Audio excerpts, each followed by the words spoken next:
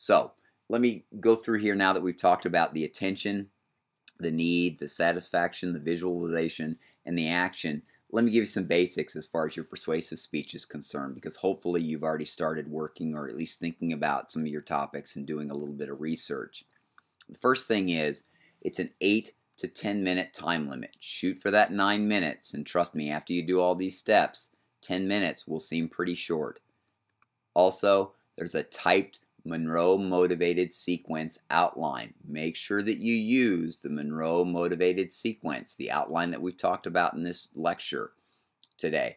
And it must be typed and it must be turned in no later than when you present your speech. I won't accept an outline late. So make sure you turned in a typed Monroe Motivated Sequence outline. It's also worth 25 points this time around, so it's worth more. The speech itself is worth 125. The outline is worth 25. So the entire speech is a 150 point presentation. So please make sure that you turn in a typed outline.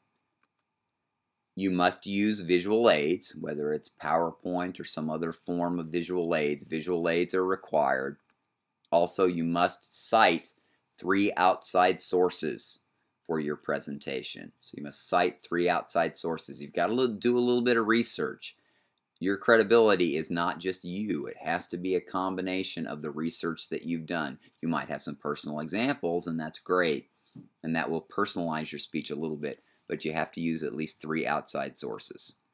And then stay away from emotionally volatile topics. And what I'm talking about here is it's really hard to get into, even though we had an informative speech before on stem cell research, it's really hard to get into stem cell research in an 8 to 10 minute speech.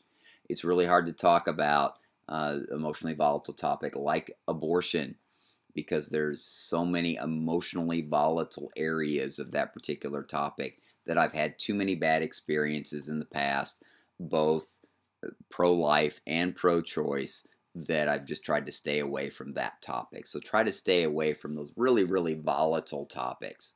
There are a lot of important things that could be done that are not related to abortion. So look at some of those. So make sure that you know the persuasive speech requirements. So wrapping everything up, we've talked about the steps in the Monroe Motivated Sequence. I want to make sure that you use all of those, and there's some examples provided online in your Angel account under example speeches.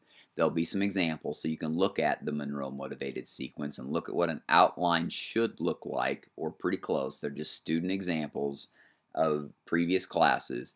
But we've talked about the attention step, the need step, the satisfaction step, the visualization step, the action step, and then we did discuss some of the requirements of your persuasive speech.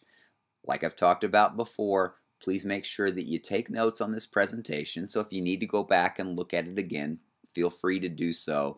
I really want you guys to do a great job on this presentation, and I really appreciate you taking the time to look at this information online, take some notes, make sure that you either email me those notes or bring them to class on Monday when we get back. So thanks again. I appreciate you taking the time to listen, and I hope you do an awesome job on your persuasive speech.